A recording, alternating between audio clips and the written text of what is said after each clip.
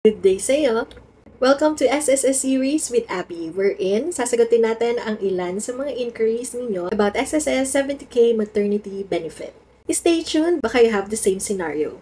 November last year nang i-upload ko itong video na ito kung paano ko nakuha ang full 70K SSS maternity benefit. Nag-trend siya sa TikTok at umabot ng 214K views at dinumog ng napakaraming comments. And I'm proud to say na I think 80 to 90% doon ay nasagot ko. So if you're gonna visit that video and check the comment section, baka makarelate ka sa mga scenarios na nandun dahil sinagot ko most of the questions there. Sa YouTube naman, nakakuha siya ng 8,000 views.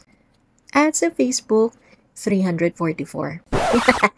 Ewan ko ba dito sa algorithm ni Facebook? Pero marami pa rin naman tayong mga nag-1,000 views na SSS maternity benefit videos dito. And ang dami ding inquiries up until now regarding dito. So, paano ko nga ba nakuha ang full 70K SSS maternity benefit noong nanganak ako last year ng April 2024 sa bunso ko? Same pa din naman, except the amount. Starting January 2025 po, nagbago na ito. Tumaas na 3,000 per month na ang dapat ihulog para makuha mo ang SSS full 70K maternity benefit. Follow for more.